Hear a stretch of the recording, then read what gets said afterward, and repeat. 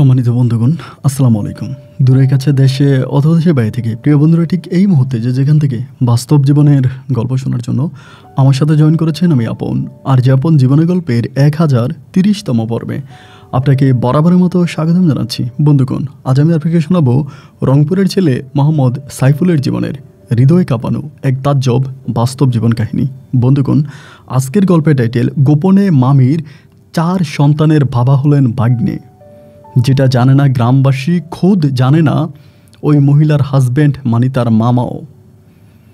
মামা নিজেও জানে না যে তার ওয়াইফের ঘরে যে 4 সন্তান হয়েছে যে সেই 4 সন্তানের বাবা তার ভাগ্না। এই গল্পটা বিশেষ করে তাদের জন্য অনেক বেশি ইম্পর্টেন্ট যারা নিজের সন্তানদেরকে দেশে রেখে প্রবাসে থাকেন। সব গল্প ইউটিউবের প্ল্যাটফর্মে প্রচার করা যায় না, বলা যায় না। আমি বেশ কয়েকদিন আগে আমাদের পার্শ্ববর্তী কোনো এক জেলার একটা মেয়ের গল্প পেলাম। ওর মা সৌদি আরবে থাকে দীর্ঘ প্রায় 18 বৎসরের মতো। মেয়েটা বলে, আমি যখন ছোট ছিলাম তখনই আমার আম্মা সৌদি আরবে চলে যায় আমার এক বাবার কাছে, আমাকে দিয়ে, কথিত বাবার কাছে দিয়ে। কিন্তু সেই বাবা প্রতিদিন প্রতি রাত আমাকে দর্শন করে, আমার সাথে খারাপ সম্পর্ক করে। আমি বললাম, এই কথাগুলো আপনি আপনার মাকে বলেন না কেন? বলে, ভাইয়া আমি আমার মাকে বললে মা হার্ট অ্যাটাক করে মারা যাবে। আমার মা আমাকে নিয়ে খুব টেনশন করে, খুব দুশ্চিন্তা করে। আমি এটা মাকে বলা মাত্র মা সহ্য করতে পারবে না। আর আমার মা যেই লোকের কাজে গিয়েছিল সেই লোক ভালো ছিল না। সেখান থেকে আমার মা পালিয়ে ভিসাবিহীন কোনো এক জায়গায় কাজ করতেছে। সেখানে আমার মার সুযোগ সুবিধা খুব একটা ভালো না। দিন থেকে রাত অবধি পর্যন্ত আমার মায়ের কাজ করতে হয়। এই অবস্থার ভিতরে আমি আমার সমস্যার কথাগুলো আমার মাকে বললে মা সহ্য করতে পারবে না। তো এই জন্য আমি প্রতিনিয়ত আমার বাবার কাছে দর্শনের শিকার হচ্ছি। একমাত্র আল্লাহ আমাকে ওখান থেকে রক্ষা করতে পারে। এবং শুধুমাত্র আমি আমার এই ঘটনা যদি কাউকে বলে থাকি, এই ফার্স্ট আমি আপনাকে এই ঘটনাটা জানালাম। তো এরকম অহরহর ঘটনা আমাদের সমাজে ঘটে। যদি প্রকাশ করে তবে সেটা আপনারা বলেন ইতিহাস, আর যদি প্রকাশ না করে মানুষের অন্তঃস্থলে তা হয়ে থাকে দীর্ঘশ্বাস হয়ে। যাই হোক, আমি আজকের গল্পে যাই। সাইফুল ইসলামের এই জীবনের গল্পটা আমি আশা করব শুরু থেকে শেষ পর্যন্ত সবাই শুনবেন এবং গল্প শেষে রংপুরের ভাই সাইফুলকে আপনার মতো করে একটা মন্তব্য কমেন্ট বক্সে লিখবেন। ধন্যবাদ সবাইকে। সুপ্রিয় বন্ধুগণ, আসসালামু আলাইকুম। আমার নাম মোহাম্মদ সাইফুল ইসলাম, আমার বাড়ি রংপুর। বন্ধুগণ, আমি আমার জীবনের গল্পটা শুরু করার শুরুতে আপনাদেরকে আমার পরিবারের বিষয়ে জানিয়ে রাখি। আমার পরিবারে আমি আছি, আমার মা আছে, রয়েছে আমার নানা নানি সহ আমার একজন মামা। আমাদের পরিবারটা রংপুর শহর থেকে অনেক দূরের কোনো এক ছোট্ট গ্রামের এক নিম্ন মধ্যবিত্ত পরিবার। আমার নানা পেশায় একজন তরকারি ব্যবসায়িক। আমার নানা পাইকারি দরে জমি থেকে তরকারি কিনে এবং সেই তরকারি আমার মামা সহ গঞ্জের হাটে খুচরাইতে কেজি মাপা বিক্রি করে। এইভাবে আমাদের পরিবারটা শুরু হয়। আমি আস্তে আস্তে করে বড় হই। একটা পর্যায়ে আমার মনে প্রশ্ন জাগে যে আমার বাবাকে। আমাকে অনেকেই জিজ্ঞেস করতো বা আমি নিজেও আমার মাকে প্রশ্ন করি যে মা, আমার বাবাকে। সবার বাবা আছে, সবাই তাদের বাবার সাথে কত দুষ্টমি করে, কত মজা করে, তাদের সন্তানদেরকে নিয়ে তাদের বাবারা ঘোরাফেরা করে, অথচ আমার বাবাকে। আমি যখন আমার মাকে এই প্রশ্ন করি, প্রতি উত্তরে আমার মা বলে আমার বাবা নাকি ছিল মানুষরূপী একটা জানোয়ার, খুবই খারাপ প্রকৃতির একটা মানুষ ছিল। আমার বাবা নাকি ডাকাতি করত এবং রোটে ঘাটে ডাকাতি করত। ডাকাতি করে মাঝে মাঝে ডাকাতি করতে গেলে সেখানে যুবতী কোনো মেয়ে বা যুবতী কোনো নারী পাইলে আমার বাবা নাকি তাদেরকে গাড়ি থেকে নামিয়ে বাড়িতে আনতো এবং 2-3 দিন ধরে তাদেরকে আটকিয়ে তাদেরকে দর্শন করত। আমাদের বাড়িটাও ছিল নাকি রাস্তার পাশে, আপনার হাইওয়ে রোডের পাশে নাকি আমাদের বাড়ি ছিল। এই জন্য দেখা যায় যে আমার বাবা এই ধরনের কাজকামগুলো করতো এবং কোনো সময় পুলিশে তাড়া করতো, কোনো সময় পাবলিকের হাতে মাইর খেত। এরকম করে আমার মায়ের সময়গুলো কাটতে থাকে। একদিন আমার বাবা নাকি 13 থেকে 14 বৎসরের একটা কিশোরীকে গাড়ি থেকে জোর করে নামিয়ে নিয়ে আসে এবং সারা রাত ওই মেয়েটার সাথে নাকি পাশবিক নির্যাতন চালায়। এবং এইটা নিয়ে আমার মা যখন প্রতিবাদ করে এবং প্রতিবাদের পরিপ্রেক্ষিতে আমার বাবা আমার মাকে প্রচণ্ড রকমের মারার পরে আমার মা ভোর রাতে গিয়ে নিজেই থানাতে গিয়ে আমার বাবার নামে মামলা করে এবং ওই তরুণীকে আমাদের ঘর থেকেই পুলিশ উদ্ধার করে নিয়ে যায়, সাথে আমার বাবাকে সহ। এরপরে আমার মা আর প্রাণের ভয়ে আমার বাবার কাছে যায়নি। মা বলতেছিল এরপর যদি আমার বাবা কোনোভাবে আমার মাকে পেত তাহলে হয়তো আমার মাকে মেরেই ফেলতো। পুনরায় মা তখন আমার নানু বাড়িতে চলে আসে এবং নানু বাড়িতে এসে আমার বড় মামা এবং আমার নানা ভাইয়ের সাথে খুব ভালোই আমার মায়ের দিনগুলো কাটতেছিল। আমার নানা যখন মাঠে হচ্ছে আপনার জমিতে শাকসবজি কিনতে যায় অথবা আপনার বিভিন্ন ধরনের সবজি কিনতে যায়, আমার মা সহ আপনার দিনের বেলায় গিয়ে ওখান থেকে সবজি উঠাই দিত। পরে আমার নানা আর আমার মামা মিলে এগুলা বাজারে নিয়ে বিক্রি করতো। এরকম করে আমার দিনগুলো কাটতে থাকে। আমিও যখন একটু একটু করে বড় হই, আমিও নিজে আমার মায়ের সাথে, আমার মামার সাথে, আমার নানার সাথে মাঠে গিয়ে সবজি উঠাতাম। এমন করে আমার শৈশবের দিনগুলো কাটে। আমার বয়স তখন প্রায় 6 থেকে 7 বছরের কাছাকাছি। হঠাৎ করে লোকমুখে শুনতে পাচ্ছি আমার মা নাকি বিদেশে চলে যাবে। তো এটা শোনার পরে আমার ভিতরে খুব কষ্ট কাজ করতে শুরু করলো। আমার মা আমাকে ছেড়ে চলে যাবে? তা আমার মা আমাকে ছেড়ে কোথায় যাবে? আমি তো মাকে অনেক ভালোবাসি। আমার মাকে ছাড়া তো আমি থাকতে পারবো না। আমার ভিতরে খুব কষ্ট কাজ করতেছে। আমি নানা নানুর কাছে কান্নাকাটি করতেছি, আমি মাকে ছাড়া থাকবো না। আমার মা আমাকে ছেড়ে কোথায় যাবে? তখন আমি আমার নানুর মুখে জানতে পারি যে আমাদের এলাকাতেই এক লোক থাকে, তিনি ওমানে থাকে এবং সেখানকার তিনি খুব নামকরা ব্যবসায়িক। তার নিজের হোটেল বিজনেস আছে এবং তার বাসার কাজের জন্য আমার মাকে ওমানে নিয়ে যাবে। তো আমি তখন ওমান কি সেটাও জানি না, তবে শুধু এটুকু জানি যে আমার মা বিদেশে চলে যাবে, আমার মা বিদেশে চলে যাবে। মা আমাকে খুবই আদর করতো। যেদিন আমার মা বিদেশ যাবে তার আগদিন পর্যন্ত আমাকে বুকে জড়িয়ে ধরে মা প্রচুর কান্না করে। আমাকে বলে যে তুই যদি না থাকিস, তোর যদি কিছু হয়, আমি বাঁচবো কেমন করে? আমি তো তোকে ছাড়া থাকতে পারবো না। প্রচুর কান্নাকাটি করে একটা পর্যায়ে আমার মা তখন আরবের দেশ ওমানে চলে যায় পরের দিনই। এবং পরের দিন ওই আমাদের এলাকার লোকদের সাথে আমার মা ওমানে যায়। এবং ওই সময় আসলে মোবাইল ফোনের ওরকম ব্যবস্থা ছিল না, বেশিরভাগই হচ্ছে চিঠিপত্রের মাধ্যমে। তো আমার মা ওমান থেকে আমার নানার জন্য চিঠি লিখতো। তা আমার নানা করতো কি, পাশের বাড়ির মাস্টারকে ডেকে এনে ওই চিঠি পড়তো এবং চিঠির পাতা জুড়ে আমার মা শুধু আমার কথাই বলতো যে আমার সাইফুলকে তোমরা দেখে রেখো, সাইফুল যাতে কোনোভাবে কষ্ট না পায়, সাইফুলের প্রতি খেয়াল রেখো। এইভাবেই আমার দিন রাতগুলো কাটতে থাকে। আমার মা চলে যাওয়ার পর থেকে আমার নানা নানি এবং মামা সবাই আমাকে অনেক বেশি ভালোবাসতো। মাস শেষে আমার মা পরিবারের জন্য টাকা পাঠাতো, মানে আমার মামার নামে অ্যাকাউন্ট ছিল, নানার নামে অ্যাকাউন্ট ছিল, তো সেই অ্যাকাউন্টে টাকা পাঠাতো। এরকম করে সময়গুলো কাটতে কাটতে একটা পর্যায়ে আমার নানা অনেকটা অসুস্থ হয়ে যায়, অনেক বেশি অসুস্থ হয়ে যায়, ব্যাংকে যেতে পারে না। এবং আমার নানা তখন আমার আম্মাকে বলে, একটা কাজ কর, তুই তোর ভাইয়ের নামে অ্যাকাউন্ট খোল। পরে আমার মামাই ছিল একজন, আমার আম্মার বড়, দেন আমার বড় মামার নামে তখন অ্যাকাউন্ট খোলা হয়। তো বড় মামার নামে যখন অ্যাকাউন্ট খোলা হয়, এরপরে আমার আম্মা প্রতিনিয়ত আমার বড় মামার কাছে টাকা পাঠাতো। তো বড় মামাকে হাত খরচের টাকা দিত, চলার টাকা দিত, কিন্তু আমি পড়াশোনা করি নাই। ছোটোবেলা থেকে এটা বললে মিথ্যা হবে, মানে সত্যিকার অর্থে কিন্তু আমার নানা নানি এবং আমার মামা আপ্রাণ চেষ্টা করেছে আমাকে পড়াশোনা করানোর জন্য।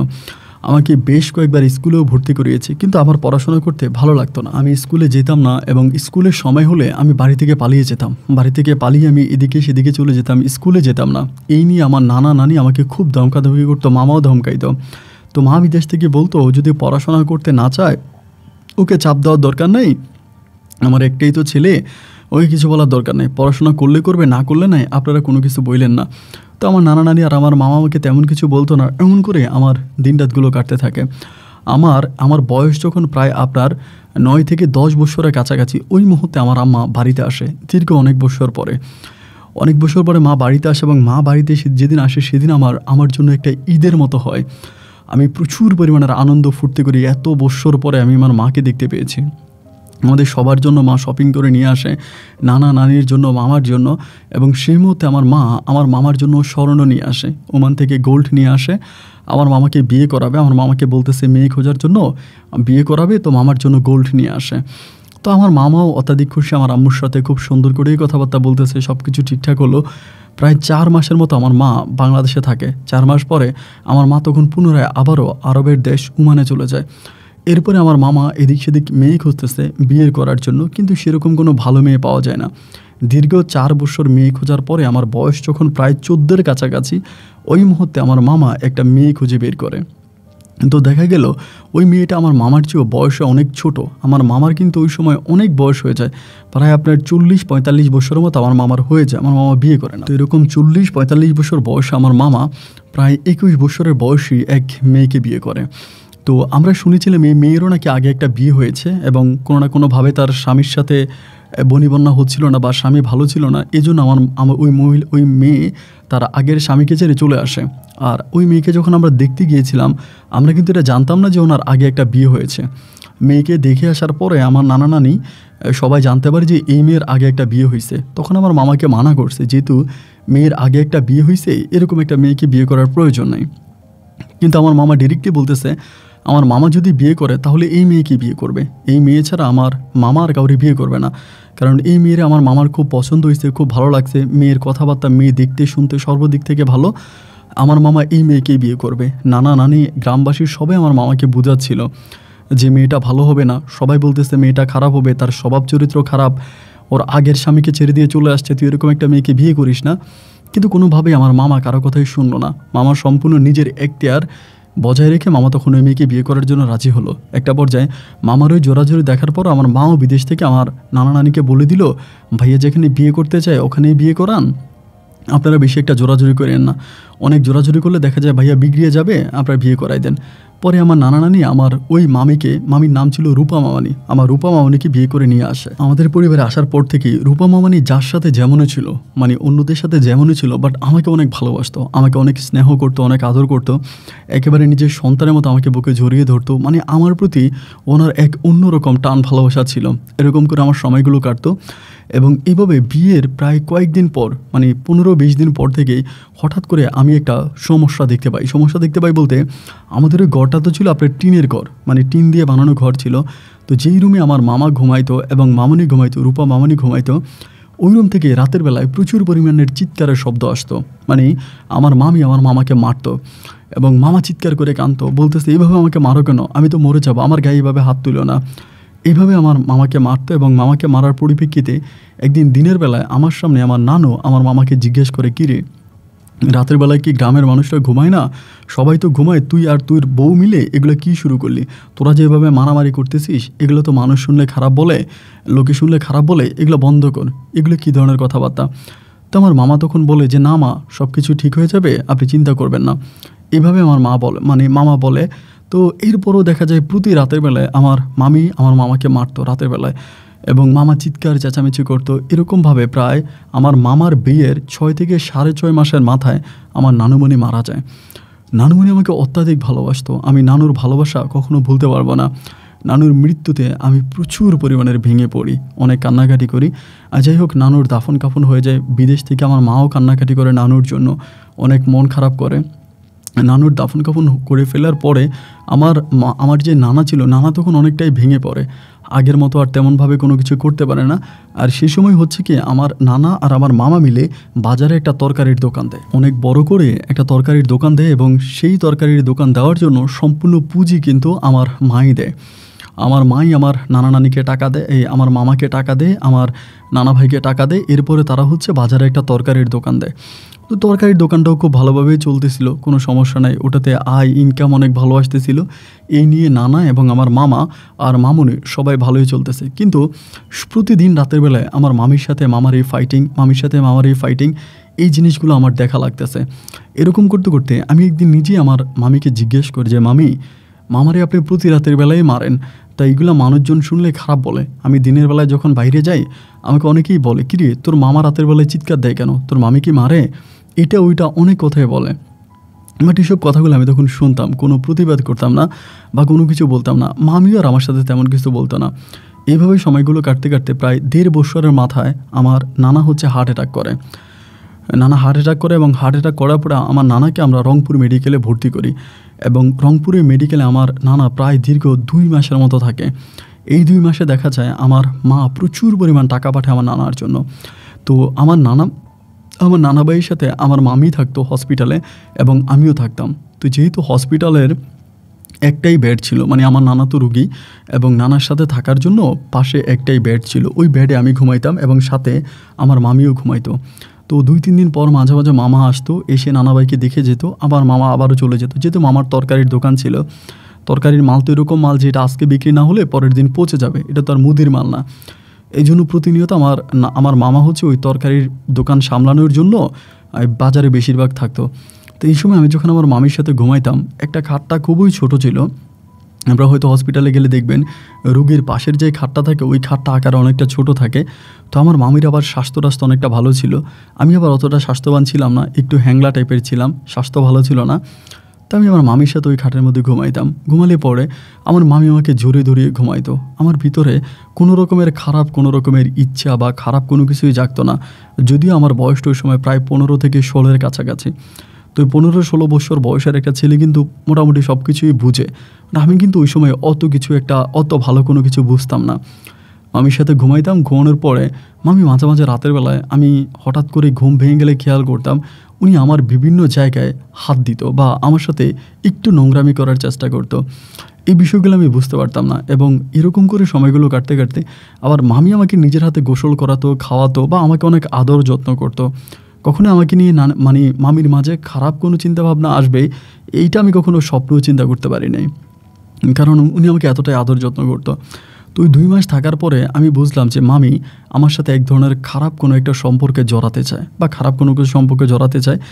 একদিন আমার নানা 1 মাস হসপিটালে থাকার পরে একদিন হঠাৎ করে আমার নানা আছে আমি পাশের রুমে, পাশের রুমে বলতে ওই পাশের বেডে। তো ওই সময় রাতের বেলায় আমি বুঝতে পারছি মামুনি কিছু একটা খারাপ করবে। তো আমি তখন এরকম করেছি, মামি এগুলো কি এরকম করেই বলি। তা আমাকে বলে যদি শব্দ করস তাহলে তোর খবর আছে, তোর মামার কাছ থেকে তোকে 1 টাকাও নিয়ে দিব না। ওই সময় কিন্তু আমার আরেকটা অভ্যাস ছিল, এটা আমার বলতেই হচ্ছে বাস্তবতার খাতিরে, আমি কিন্তু প্রচুর সিগারেট খাইতাম। তো সিগারেট খাইতাম দিয়ে আমার মামা কিন্তু আমাকে টাকা দিত না। যখন জানতে পারছে আমি সিগারেট খাই, স্মোকিং করি, তো আমাকে আমার মামা টাকা দিত না। তো মামি তখন আমার গোপনে গোপনে টাকা দিত, সিগারেট খাওয়ার জন্য টাকা দিত। তো আমাকে বলে তুই যদি কথাবার্তা বলিস, বেশি শব্দ করিস, আমি কিন্তু তোকে সিগারেট খাওয়ার জন্য টাকা দিব না। তো এটা বললে পর আমি তখন চুপ হয়ে থাকতাম, কিছু বলতাম না, এবং মামির যা যা করার ইচ্ছা তুমি তাই করতো। এরকম করে দীর্ঘ 2 মাস হসপিটালে থাকি, এবং 2 মাসে এমন করে মামির সাথে আমার এই ধরনের খারাপ সম্পর্কগুলো হয়। একটা পর্যায়ে হসপিটাল শেষে আমার নানাকে যখন বাড়িতে নিয়ে আসা হয়, বাড়িতে আনার পরে রাতের বেলায় প্রতিটা রাতের বেলা আমি তো একা ঘুমাইতাম, আমার নানা এক রুমে ঘুমাতো, আমি এক রুমে ঘুমাতাম, এবং অন্য আরেকটা রুমে আমার মামা আর মামনি ঘুমাতো।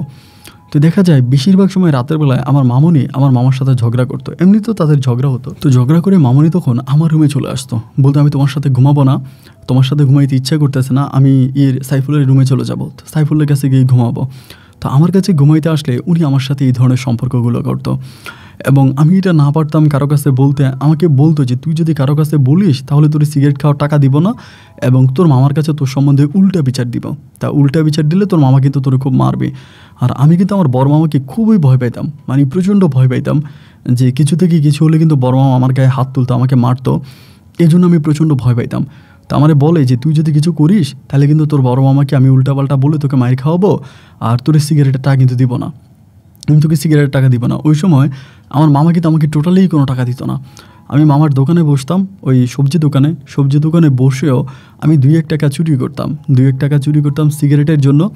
তো মামা এগুলো জানতে পারছে যে আমি 2-1 টাকা চুরি করতেছি সিগারেট খাওয়ার জন্য। এটা জানতে পারার পরে মামা তখন আর আমাকে ওই তরকারি দোকানেও বসাইতো না। তরকারি দোকানে গেলে আমাকে বলতো যে তুই চলে যা, তুই বসা লাগবে না, তুই বাড়ি যা, আমাকে বাড়ি পাঠিয়ে দিত। তা আমিও কী করবো, আর বাড়িতে চলে আসতাম। আমাকে হাত খরচের যে টাকাটা, এই পুরো টাকাটা আমাকে আমার মামনি দিত। এরকম করে ভাই আমার সময়গুলো কাটতে থাকে। এরকম করতে করতে আমি মোটামুটি প্রায় অনেকটাই বড় হয়ে যাই। এরই মাঝে আমার মামি কিন্তু বাচ্চা কনসেপ্ট করে। আমার একটা মামাতো ভাই হয় প্রথমে, এবং এরপরে আমার আরেকটা মামাতো ভাই হয়, 2টা মামাতো ভাই হয়। তো আমার বয়স তখন প্রায় আপনার 20 থেকে 21 বছরের কাছাকাছি। আমি তখন টাগরা জওয়ান। তো ওই সময় এখানে আরেকটা বিষয় আমি বলতে ভুলে গিয়েছিলাম। আমার মামির সাথে আমার এই সম্পর্কগুলো হওয়ার মধ্যখানে আমার মায়ের জীবনে একটা বিস্ময়কর ঘটনা ঘটে। ঘটনা বলতে এরকম, আমার মা ওইখানে যে বাসায় চাকরি করতো, যে বাসায় কাজ করতো, ওই বাসায় কাজ করা অবস্থায় আমার মা এক লোকের সাথে সম্পর্ক হয়। ওই লোকটা হচ্ছে আমার ওই মার এখানেই কাজ করতো, মায়ের সাথেই থাকতো, একইভাবে থাকতো, এখানে গার্ডেনে চাকরি করতো, এইভাবে থাকতো। তো ওই লোকটা কী করে অবৈধভাবে ইতালিতে চলে যায়। তো ওই লোকটার সাথে নাকি আমার আম্মার সম্পর্ক ছিল। ইতালিতে যাওয়ার পরে এই লোকটা তখন আমার আম্মাকে বললো যে আমি তোমাকে ইতালিতে আনবো, কিন্তু আমার একটা শর্ত আছে। আমার পরিবার তো অনেক এলিট পরিবার, ভদ্র পরিবার, তারা তো জানে না যে তোমার বিয়ে হয়েছে বা তোমার সন্তান আছে। আমার মা কিন্তু দেখতে অনেক সুন্দরী ছিল, তার গায়ের রং অথবা তার কথাবার্তা সব কিছুই অনেক ভালো ছিল। তো পরে ওই লোকটা বললো যে তোমার বিয়ের বিষয়টা, তোমার সন্তানের বিষয়টা তুমি কাউকে জানাতে পারবা না, যদি তুমি এটা কাউকে না জানাও তা আমি তোমাকে বিয়ে করব, বিয়ে করে আমি তোমাকে ইতালিতে নিয়ে আসবো। আমার মা তখন ওই লোকের প্রস্তাবে রাজি হলো। রাজি হওয়ার পরে ওই লোকে আমার আম্মাকে তখন ইতালি নিয়ে যায়, ওমান থেকে ইতালি নিয়ে যায়, এবং ইতালি নিয়ে যাওয়ার পরে আমার মা সেখানেই থাকতো। ওই সময় কিন্তু ইতালিতে যাওয়ার পরে আমার মা কিন্তু আর আমাকে খুব বেশি একটা সময় দিত না, আমার সাথে খুব বেশি একটা কথা বলতো না। আমার কাছ থেকে মা একটু দূরে দূরে থাকতো, আমার কাছ থেকে একটা স্পেস বজায় রাখতো আর কি। ওই লোকের সাথে বিয়ে হবার পরে ওই লোকে আমার মাকে আমার সাথে খুব বেশি একটা কথা বলতে দিত না। আমার মা যদি বলতো আমি সাইফুলের সাথে কথা বলবো, তা খুব কম সময়ের জন্য দিত, 1 মিনিট 2 মিনিট এরকম কম সময়ের জন্য কথা বলতে দিত এবং আমার ফোনটা নিয়ে যেত। মানে আমার প্রতি যে আমার মায়ের একটা টান ভালোবাসা থাকতো, এই লোকটি মধ্যখানে দাঁড়িয়ে যেত। মানে মা সন্তানের ভালোবাসার মাঝে উনি একটা ডিভাইডেড, মানে আলাদা একটা সম্পর্ক তৈরি করে ফেলতো। তো যে কী আর করবো, এরকমভাবে 20-21 বছর বয়সে আমার মা তখন হঠাৎ করে আমাকে বলতেছে, ওই সময় কিন্তু আমার মামির ঘরে 3টা সন্তান হয়, মানে 2টা ছেলে হয়, একটা মেয়ে হয়। তো মেয়েটা সবার ছোট, ছেলে 2টা বড়। তো এমন অবস্থার ভিতরে পরে আমার মামি 21 বছর বয়স তখন আমার আম্মা তখন আমাকে ফোনে জানালো। আমার কাছে তখন মোবাইল ফোন ছিল, মোবাইল ফোনে কথা বলতাম। বাট ওই সময়টা পর্যন্ত কিন্তু আমার মামির সাথে প্রতিনিয়ত আমার ওই খারাপ সম্পর্কগুলো হয়ে যাচ্ছিল। একটা পর্যায়ে আমার মা আমাকে জানালো যে আমি এখানে যে লোকের কাছে বিয়ে করেছি সে তো অনেক টাকার মালিক, ইতালিতে অবৈধভাবে আসছে, আসার পরও সে তার কাগজপত্র করছে। এখন আমি যে মাস শেষে চাকরি করি, আমার ওই বেতনের টাকাও কিন্তু ওই লোকে নিয়ে যায়। তো আমার মা আর ওই সময় আমার মামাকে খুব বেশি একটা বিশ্বাস করতো না বলতে আমার মামা একটু অ্যাবনর্মাল টাইপের হয়ে গেছে, মানে একটু সহজ সরল টাইপের হয়ে গেছে। মানে টাকা পয়সা চালতো না, ধরেন ব্যাংকে টাকা পাঠাইতো, এটা পড়ে থাকতো, আর বেশিরভাগ টাকায় আমার মামি নষ্ট করে ফেলতো। আমার মামি ধরেন শপিং করতো, মোবাইল কিনতো, এটা কিনতো, ওইটা কিনতো। তো অনেকে আমার আম্মার কাছে বিচার দিচ্ছে, তুই এত কষ্ট করে টাকা পাঠাস, এত কষ্ট করে বিদেশ করিস, আর তোর ভাইয়ের বউয়ে সম্পূর্ণ টাকাগুলো নষ্ট করে ফেলে, এটা ওইটা কিনে এই করে ওই করে বিভিন্নভাবে টাকা পয়সা নষ্ট করে। এরকম করে হচ্ছে আমার মায়ের কাছে বিচার দিত। গ্রামের কিছু মানুষ থাকে না যাদের সাথে আমার মা মাঝে মাঝে কথা বলতো, ওনারা বিচার দেওয়ার পরে আমার মামার অ্যাকাউন্টে আমার মার ওভাবে টাকা পাঠাইতো না, শুধুমাত্র হাত খরচের জন্য অল্প কিছু টাকা ওভাবে পাঠাইতো। তো এমন করতে করতে আমার বয়স তখন 21-এর কাছাকাছি। মা তখন আমাকে বলতেছে, সাইফুল আমি তো চাইলেও তোকে ইতালিতে আনতে পারবো না, কারণ যে লোকের সাথে আমার বিয়ে হয়েছে, এবং আমার মা কিন্তু আবার এরই মাঝে বেশ কয়েকবার বাড়িতে আসছে বলছে ওই লোকের বাড়িতে গেছে, যে লোককে আমার আম্মা বিয়ে করছিল ওনার বাড়ি ছিল বরিশালে। তো আমার আম্মা ওই বরিশালে গেছে, ওই লোকের সাথে বরিশালে গেছে। আমার শ্বশুর বাড়িতে গেছে, আমার সব কিছু দেখছে, আমাদের এখানেও আসছে, 1 দিন 2 দিন আমাদের এখানেও থেকে আমার আম্মা গেছে। তো যাই হোক, এভাবে চলে যাওয়ার পরে আম্মা আমাকে বলে, আমি তোকে ইতালিতে আনতে পারবো না, যেহেতু আমি এই লোকের সাথে কথা দিয়েছি, বা আমি তোর বিষয়টা আমি সম্পূর্ণ গোপন রাখবো, তা তোর তো একটা ভবিষ্যৎ আছে, তুই ভবিষ্যতে কি করবি।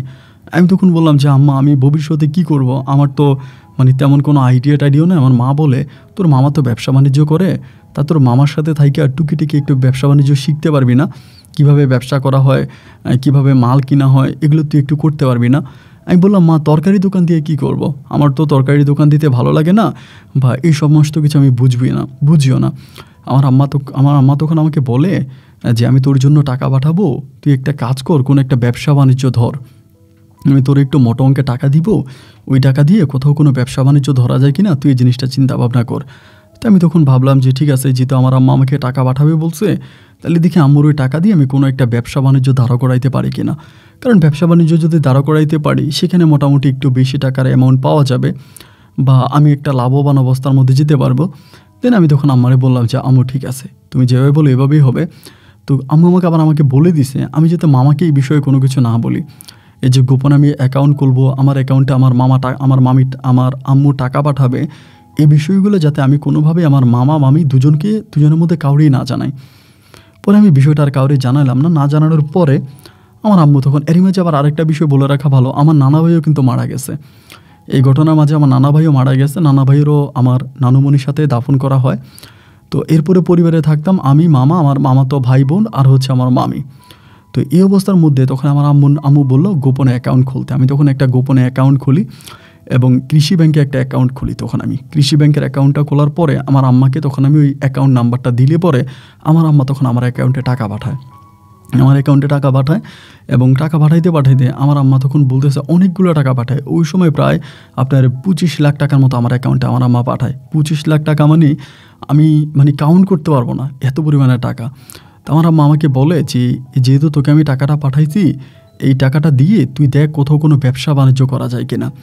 তা আমি তখন রংপুর শহরের মধ্যে ঘুরতেছি যে কোথাও আসলে কোনো ব্যবসার সুযোগ হয় কিনা, কোনো ব্যবসা বাণিজ্য করা যায় কিনা।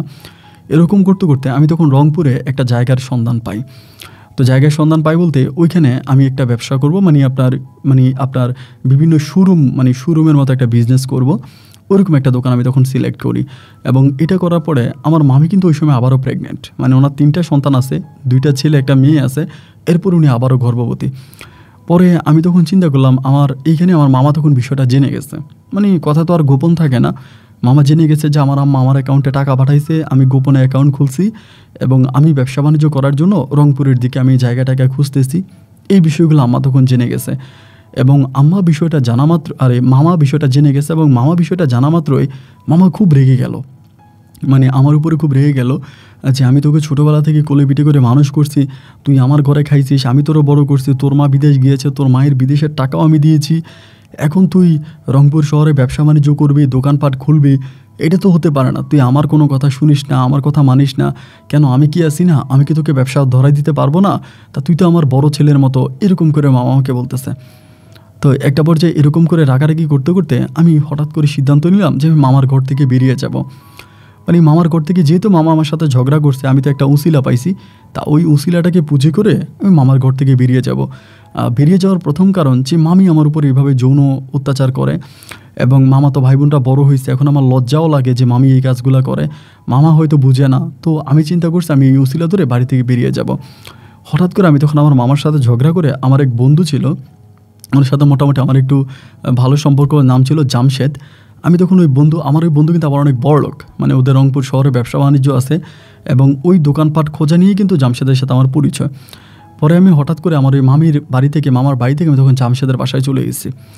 ওর বাসায় চলে যাওয়ার পরে আমি আর ওই বাড়িতে যাই না। মামা আমাকে ফোন করে বলে তুই বাড়িতে আয়, কোথায় থাকবি, কোন জায়গায় থাকবি? আমি বলছি যাব না।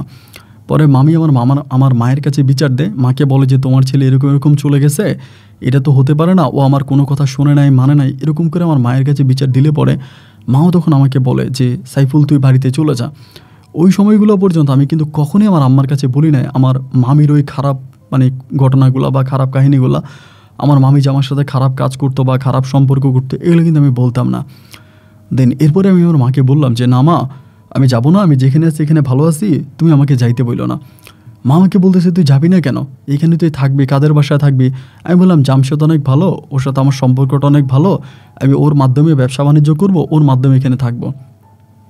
পরে আমার আম্মা বলল তোর কোনো বিপদ হবে না? তো আমি বললাম যে না মা, এখানে বিপদের কিছু নাই, কিন্তু আমি যদি আমার নানু বাড়িতে থাকি তাহলে বিপদ হতে পারে। আমার আম্মা তখন আমাকে বলে যে তোর কী বিপদ হবে, মানে তুই তো নানু বাড়িতে থাকলে তোর বিপদটা কী হবে? আমি কোনো কিছু আমার মায়ের কাছে বলতাম না বা কোনো কিছু আমি মাকে জানাইতাম না। এইভাবে আমি তখন জামশেদের বাসায় থাকতে থাকতে জামশেদের মাধ্যমে আমি তখন রংপুরে একটা আপনার এসি ফ্রিজের একটা মানে আপনার টিভি আর ফ্রিজের একটা শোরুম দিই, একটা কোম্পানির একটা শোরুম দিই। তো সেই শোরুমে আমার প্রায় 25 থেকে 26 লাখ টাকার মতো খরচ হয়। তো আমি কিন্তু একা এই জিনিসটা পারতাম না, জামশেদ এবং জামশেদের বাবা ছিল, এরা দুজনে আমাকে সাহায্য সহযোগিতা করে। তাদের সহযোগিতায় আমি তখন ওখানে টিভি ফ্রিজের আপনার এসি শোরুমটা খুলি। তাই শোরুমটা খোলার পর আমি তখন শোরুমে বসে এবং একইভাবে জামশেদ আমার খুব ঘনিষ্ঠ বন্ধু, আর জামশেদও আমার সাথে বসে, ও আমার সাথে থাকে, আমরা দুজনে থাকি। মানে যদিও পুঁজি আমার, কিন্তু জামশেদ আমাকে খুব হেল্প করে বন্ধু হিসাবে। ও আবার পড়াশোনাও করতো, পলিটেকনিক্যালে পড়াশোনা করতো, আমাকে সাহায্য করতো। তা দুজনে মিলে তখন ওই দোকানপাট চালাইতেছে এবং এরই মাঝে মানে অনেকটা বেশি আয় ইনকাম হয়ে গেছে, অনেক ভালো একটা অবস্থানে চলে গেছি। এরই মাঝে জামশেদের একটা ছোটো বোন আছে, নাম হচ্ছে জান্নাত। জান্নাত তখন হচ্ছে ক্লাস 10-এ পড়তো। তো বেশিরভাগ সময় দেখা যেত যে জান্নাতকে আমি এদিক সেদিক ঘুরতে নিয়ে যেতাম। আর যেহেতু জামশেদ বেশিরভাগই আমার দোকানে থাকতো, আমার দোকান দেখাশোনা করতো, তা আমি বেশিরভাগ সময় হচ্ছে বাইরে বাইরে থাকলে জান্নাতের সাথে ঘুরতাম। আর যেহেতু একই বাড়িতে থাকতাম, একইভাবে খাওয়ার দাওয়ার খাইতাম, একইভাবে চলাফেরা করতাম এবং জান্নাতের সাথে আমার খুব মধুর একটা সম্পর্ক শুরু হয়। এবং আমি জান্নাতের ছবি উঠাইয়া বিদেশে আমার আম্মুর জন্য পাঠাই। আমার আম্মুও বলে যে মেয়েটা তো দেখতে অনেক সুন্দর, মেয়েটার অনেক বেশি সুন্দরী এবং এই মেয়েটাকে আমি তোকে বিয়ে করাবো। আমার মা আমাকে এই কথাগুলো বলতো। তো আমি কিন্তু ওকে মানে জান্নাতের সাথে চলাফেরা করতাম, খাওয়া দাওয়া করতাম, বিভিন্ন জায়গায় ঘোরাফেরা করতাম, কিন্তু কোনো সময় কিন্তু আমি তাকে ভালোবাসার বা প্রেমের কোনো প্রপোজাল কিন্তু আমি তাকে দিই নাই। আর আমি বাড়ি থেকে চলে আসার পরে আমার মামি কিন্তু খুবভাবে চেষ্টা করেছিল আমাকে পুনরায় আবারও বাড়িতে ফিরিয়ে নেওয়ার জন্য, আমাকে আবারও পুনরায় নিয়ে যাওয়ার জন্য, কিন্তু আমি আর আমার মামির ওই কুপ্রস্তাবে রাজি হই নাই। রাজি না হয়ে আমি সেখানে ফিরে গেলাম না, আমি আমার এখানেই পড়ে আছি।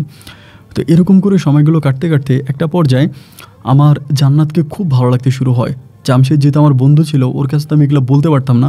দুজনে একসাথেই ব্যবসা বাণিজ্য করতাম এবং রাতের বেলায় ঘরে গেলে বেশিরভাগ সময় গান বাজাইতাম এবং গানের শব্দ আমি জান্নাতকে শোনাইতাম। তো এরকম করতে করতে একটা পর্যায়ে জান্নাত তখন এসএসসি পরীক্ষা দেয়। এসএসসি পরীক্ষা দেওয়া হয়ে গেলে এবং এসএসসি যখন ও পাশ করে ফেলে, পাশ করার পরে ও তখন ওর মামার বাড়ি কিন্তু আবার ঢাকাতে, মানে জান্নাতের মামার বাড়ি ঢাকা। তখন জান্নাতের পরিবার সিদ্ধান্ত নিল যে ঢাকার কোনো একটা ভালো কলেজে জান্নাতকে ভর্তি করাবে। এবং ঢাকার কোনো একটা ভালো কলেজে জান্নাতকে ভর্তি করাবে, জান্নাতকে ঢাকা পাঠিয়ে দিবে। এটা এসএসসি পরীক্ষার পরে, রেজাল্ট আউট হওয়ার পরে। তো আমার ভিতর তখন ভাই মনটা আমার খুবই খারাপ। মানে ব্যবসা বাণিজ্য কোনো কিছুর প্রতি কোনো মনোযোগ আসতেছে না, কোনো কিছু ভাল লাগতেছে না। যে মানুষটাকে ভালোবাসি, যদিও ভালোবাসি কথাটা আমি তাকে বলতে পারি নাই, কিন্তু ভিতর থেকে তার জন্য আমার এক অন্যরকম ভালোবাসা কাজ করে। এখন সে আমাকে ছেড়ে রাজধানী ঢাকাতে চলে যাবে। আবার জামশেদের মুখে শুনেছিলাম ওখানে তার বড় বড় মামাতো ভাইয়েরাও আছে। তা যদি ও অন্য কাউকে ভালোবেসে ফেলে বা অন্য কারোর সাথে যদি ওর কোনো সম্পর্ক শুরু হয়ে যায় বা কিছু একটা হয়, তাহলে তো আমি এটা নিতে পারবো না। তো আমি ইশারা ইঙ্গিতে অনেকভাবেই জান্নাতকে বোঝানোর চেষ্টা করেছি যে আমি ওকে ভালোবাসি বা ওর সাথে কোনো একটা সম্পর্কে জড়াতে চাই, কিন্তু কোনোভাবে আমি জান্নাতকে এটা বুঝাইতে পারলাম না। মানে জান্নাত আমার বুঝে আসলো না। ও তখন ওর মতো করেই হচ্ছে ওর মামাতো ভাইদের সাথে মানে কথাবার্তা বললো। ওরা ওখানে ওর ভর্তি ফরম নিল এবং একটা পর্যায়ে তখন আমাদের রংপুর শহর থেকে রাজধানী ঢাকাতে চলে গেল। এবং ঢাকাতে চলে যাওয়ার পরে আমার ভাই আর কোনো কিছুই ভালো লাগতেছে না। আমি এখানে থাকতে পারি না, ঘুমাইতে পারি না, ব্যবসা বাণিজ্য করতে পারি না। এই পরিস্থিতির মধ্যে জামশেদ মোটামুটি কিছুটা বিষয় বুঝতে পারে যে আমি মানসিকভাবে অনেকটা আপসেট, যেহেতু দুজনে একসাথে ব্যবসা বাণিজ্য করে একসাথে থাকি। তো আমি প্রথমে এই বিষয়টা জামশেদকে আমাকে যখন খুবভাবে ধরে যে বন্ধু তুই এরকম কেন হইয়াছিস, তোর কী হয়েছে, বলে আমার কাছে বল বা কোনো সমস্যা টমস্যা এটা কি না। পরে আমি আর সহ্য করতে না পেরে আমি বললাম, জামশেদ তুই আমাকে হয়তো তোদের বাসা থেকে বের করে দিবি বা ব্যবসা বাণিজ্য হয়তো আমাদের মানে একটা আলাদা হয়ে যাব, কিন্তু আমি তোকে সত্যটা বলতে চাই। সত্যটা হচ্ছে এইটা যে আমি জান্নাতকে পছন্দ করতাম। তো এখন জান্নাত হঠাৎ করে ঢাকায় চলে যাওয়ার পরে আমার কোনো কিছুই ভালো লাগতেছে না। তো আমার বন্ধু জামশেদ তখন আমাকে বলে যে দেখ তুই আমার খুবই ঘনিষ্ঠ বন্ধু, আমরা দুজনে একসাথে চলাফেরা করি এবং তোর এখানে ব্যবসা আছে, আমিও তোর ব্যবসায় বসি। তো আমার বাবা আমাকে যেরকম টাকা দেয় তুই আমাকে আরও বেশি টাকা দেস। তো আমার ছোটো বোনকে যদি আমি তোর কাছে বিয়ে দিতে পারতাম তাহলে তো মানে কোনো সমস্যা ছিল না, এবং আমি এটা চাচ্ছিলামও বটে। কিন্তু একটা তো সমস্যা আছে। আমি বললাম সমস্যা কী সমস্যা? ও আমাকে বলে আমার ছোটো বোনের বিয়ে ঠিক হয়ে আছে, মানে এঙ্গেজমেন্ট হয়ে আছে অলরেডি। আমি তখন বললাম আমি এত বছর তোদের বাসায়, এটা তো আমি জানলাম না। পরে বলে আর এটা তো এখন না, খুব ছোটোবেলায় ঠিক হয়ে আছে। আর জান্নাত কিন্তু দেখতে অনেক সুন্দরী ছিল, অনেকটাই সুন্দরী ছিল। তাই আমাকে বলতেছে যে আমার বড় মামার ছেলের সাথে ওর বিয়ে ঠিক হয়ে আছে। জন্মানোর পরে আমার মামা মামি এখানে আসার পর ওকে দেখে এবং ও খুবই সুন্দর হয়, মানে ছোটোবেলায় অনেক কিউট হয়। তো আমার মামা মামি তখনই তারা বলে যে তাদের বড় ছেলেকে তারা ওকে বিয়ে করাবে, এবং তখনই মোটামুটি কথাবার্তা ফাইনাল হয়ে আছে। আমি তখন বললাম তার মানে বলে তাদের সব কিছু ঠিকঠাক, এবং এখন শুধুমাত্র আমার মামাতো ভাই পড়াশোনা করতেছে, ও মেডিকেলে পড়তেছে, ওর MBBS শেষ হলে পরেই ও তখন জান্নাতকে বিয়ে করে ফেলবে। মানে আমার তখন আর আমার মানে ভিতরে যে একটা কষ্টটা তো আগে মোটামুটি একটু কমই ছিল, যে কোনো একটা সময় হয়তো জান্নাতকে পাবো, ও হয়তো কোনো একটা সময় আমার কাছে আসবে। কিন্তু এখন আমার বন্ধু জামশেদের কথা শোনার পরে আমি আর নিজের মাঝে নিজেকে ধরে রাখতে পারি না। একরকম কান্না শুরু করে দিয়েছি যে এটা কিভাবে সম্ভব, এটা কিভাবে হতে পারে। আমি তোকে এত ভালোবাসি, ওর সাথে আমার এত মধুর সম্পর্ক, এবং ও অন্য কারো বউ হয়ে যাবে, এবং ও এখন যেখানে গিয়েছে ওর মামাতো ভাই তো ওই বাসায় থাকে। তার ওই তো জান্নাত তো বিষয়টা জানে। তার হয়তো তাদের দুজনের মাঝে কত কিছু হয়ে যাচ্ছে। আমি যখন চোখটা বন্ধ করি ভাই, আমার কাছে তখনই মনে হয় এই বুঝি জান্নাতের সাথে ওই ছেলের কোনো কিছু একটা হয়ে গেল, এই বুঝি জান্নাত ওই ছেলের সাথে ঘুরতে গেল, এই বুঝি রাতের ওই ঘুটঘুটে অন্ধকারে জান্নাতের রুমে ওই ছেলেটা আসছে। এই কথাগুলো ভাই যখন আমার মনে হতো, আমি নিচের চোখের পানি ধরে রাখতে পারতাম না, প্রচণ্ড রকমের কান্নাকাটি করতাম, এবং কোনোভাবে আমি ঠিক থাকতে পারতেছি না। জামশেদ আমাকে খুবভাবে বোঝাচ্ছিল যে দোস্ত এরকম করিস না, তুই ভালো হয়ে যায় এই সে। আমি তখন বললাম দোস্ত রে, আমি তোর সাথে তোর বোনকে দেখার জন্য ঢাকায় যাব, তুই আমার নিয়ে চল। তো এইভাবে মাসখানিক পরে আমি তখন ওর সাথে ঢাকাতে যাই, এবং ঢাকাতে যাওয়ার পরে যেটা জানতে পারি যে ওর যে মামাতো ভাইয়ের সাথে জান্নাতের বিয়ে ঠিক হয়ে আছে, ওই মামাতো ভাই কিন্তু হোস্টেলে থাকে, ঢাকা মেডিকেলে পড়ে এবং সেখানকারই হোস্টেলে থাকে। আর জান্নাত হচ্ছে বাসায় থেকে পড়াশোনা করে। আমি তখন ঢাকায় যাওয়ার পর ওখানে 2-3 দিন থাকলাম। থাকার পরে জান্নাতের যে মামা আছে, মামার সাথে কথাবার্তা বলে আমি চিন্তা করলাম যে আমি ঢাকা থেকে আমার কোম্পানিটাকে আমি নিয়ে আসবো, আপনার রংপুর থেকে ঢাকায় নিয়ে আসবো। পরে জামশেদ আমার বলতেছে এই কাজটা করা তো ঠিক হবে না, কারণ আমাদের এখন যে পরিমাণের ইনকামটা হচ্ছে রংপুরে, এই ইনকামটা কিন্তু ঢাকাতে হবে না, কারণ ঢাকাতে কম্পিটিশান অনেক বেশি। এখানে অনেকের সাথে আমাদেরকে কম্পিটিশান করতে হবে, দেখা যায় আমাদের অনেক ক্ষতি হয়ে যাবে। আমরা যেখানে আছি ওখানে ভালো আছি, তুই তোর ব্যবসাটারে চেঞ্জ করিস না। আমি বললাম যে না, আমি ব্যবসা এখানে রাখবো না, আমি ব্যবসা ঢাকার দিকে নিয়ে যাব। কারণ আমার চিন্তা ভাবনা হচ্ছে আমি যদি ব্যবসা ঢাকাতে নিতে পারি, তাহলে ঢাকাতে গেলে পরে আমি তখন জান্নাতকে দেখতে পারবো, বা জান্নাতের সাথে আমার দেখাশোনা হবে, আমার ওর সাথে আবারও প্রেম ভালোবাসা হবে। যেহেতু যে মামাতো ভাইয়ের সাথে তার বিয়ে ঠিক হয়েছে, এই ছেলে যেহেতু এখানে থাকে না, আমি এই সুযোগটা নিব। পরে আমি তখন আমার কোম্পানির সাথে কথাবার্তা বলি, যে কোম্পানির ডিস্ট্রিবিউটার ছিলাম আমি, ওনাদের সাথে কথাবার্তা বলার পরে ওখানে আরেকজন ডিস্ট্রিবিউটার আছে, পরে আমাকে বলল আপনি ওনার সাথে কথা বলেন। আমি সেই লোকের সাথে কথা বলে আমি আমার একা বিজনেসটাকে বন্ধ করে দিয়ে আমি তখন শেয়ারিংয়ের মাধ্যমে ঢাকায় ব্যবসা শুরু করে দিলাম। মানে শেয়ারিংয়ের মাধ্যমে ঢাকায় ব্যবসা শুরু করলাম ওই লোকের সাথে, এবং আমার সাথে তখনও কিন্তু জামশেদ আছে। তো জামশেদ আছে আমার সাথে, তখন আমি ওখানে ব্যবসা বাণিজ্য করতেছি, এখন ওইখানেই তখন চলতেছি। ওই সময় কিন্তু আমার মামা বা মামাতো ভাই বোন যারাই ছিল কারোর সাথে কিন্তু আমার কোনো সম্পর্ক নাই, কোনো কথাবার্তা নাই। আমি শুধু মাঝে মাঝে আমার আম্মুর সাথে কথা বলতাম এবং ব্যবসা বাণিজ্য সামলাতাম। আর জামশেদকে বলতাম যে যেভাবেই হোক তুই তোর ছোটো বোনের সাথে আমাকে প্রেম করাই দে। ওরা আমি এগুলো খুবভাবে বলতাম। ও আমাকে বলে যে দেখ আমার বোন আমার কথা শোনে না, এভাবে বললে হবে না, ও কারো কথা মানে না, ও কারো কথা শোনে না, তুই এরকম করে বললে হবে না। তো এইভাবে আমি তখন ব্যবসা বাণিজ্য করতাম, দামি মোটরসাইকেল কিনেছি এবং খুব হাই লাইফ লিড করতেছি, অনেক ভালো জামা কাপড় পরতেছি, খুব ভালোভাবে চলতেছি। মানে যে কেউ দেখলেই বুঝবে যে আমি খুবই ধনী পরিবারের সন্তান, খুবই হাই ফ্যামিলির সন্তান, এরকম করে চলাফেরা করতাম শুধুমাত্র জান্নাতের মন পাওয়ার জন্য, মানে ওর মনের ভিতর আমার জায়গা করানোর জন্য। কিন্তু কোনোভাবেই দেখা যায় কোনোভাবেই কোনো কিছু আমি করতে পারতেছি না। এবং একটা পর্যায়ে আমি তখন বাধ্য হয়ে ওই সময় আপনার মানে জান্নাতের মোবাইল একদিন একটা মেসেজ লিখি। এসএমএসটা আমি ঠিক এরকম লিখি যে পাখিটাকে আমি নিজের মনের খাঁচায় পুষে রেখেছি, আমার সেই পাখিটা আমাকেই চিনল না, আমার ভালোবাসা ত্যাগ করে উড়াল দিল মুক্ত আকাশে। হয়তো সে ঘর বাঁধবে অন্য কোনো নীড়ে, কিন্তু তার জন্য আমার কষ্ট হবে জনম ভরে। এরকম কবিতার মতো করে কিছু কথাবার্তা আমি তার মোবাইলে লিখলাম। লেখার পরে ও তখন পরের দিন আমাদের যে শোরুম ছিল ওই শোরুমে চলে আসছে জান্নাত। আয়শা বলতেছে যে সাইফুল ভাইয়া আপনার সাথে কথা আছে, আপনি একটু বেরিয়ে আসেন। আমি তখন খুব ভয় পাইতেছিলাম, যে কারণ ওরা তো আমি এরকম একটা লেখা লিখছি, না জানি ওই বিষয়ে কোনো কিছু বলে, মানে আমি শিওর ছিলাম যে এই বিষয়ে কথাবার্তা বলবে। পরে আমি বেরিয়ে আসছি, আসার পর আমার বলতেছে যে আপনি আমাকে এরকম মানে এসএমএস কেন করলেন, এটা আমাকে বলে। আমি তখন বললাম জান্নাত দেখো আসলে কি বলবো জানি না, তোমাকে আমার খুবই ভালো লাগে এবং আমি এটা মানে আর নিজের ভিতরে ধরে রাখতে পারি নাই, নিজের মাঝে লুকাইতে পারি নাই, তো যার জন্য আমি বাধ্য হয়ে তোমাকে বলেছিলাম। ও তখন আমাকে বলে আপনি কি জানেন না যে আমার বিয়ে ঠিক হয়ে আছে, বা আমার মামতো ভাইয়ের সাথে আমার সব কিছু ঠিকঠাক? আমি বললাম হ্যাঁ আমি তো জানি সব কিছু তোমার মামতো ভাইয়ের সাথে ঠিকঠাক, কিন্তু এরপরও আমার মনটারে আমি বুঝাইতে পারি না, তোমার জন্য আমার মনটা খুব আনসান করে। ও আমাকে বলে আমার মনটাকে বুঝিয়ে কোনোই লাভ নাই, আর আমি আমার মামাতো ভাইয়ের সাথে অলওয়েজ ফোনে কথাবার্তা বলি, ওর সাথে আমার সম্পর্ক, আর 1 বছর আছে ওর এমবিবিএস কমপ্লিট হলে ও তখন পারিবারিকভাবে আমাকে বিয়ে করবে, সুতরাং আপনি আমার পিছনে ঘুরেন না। এই কথা বলে তখন চলে গেল।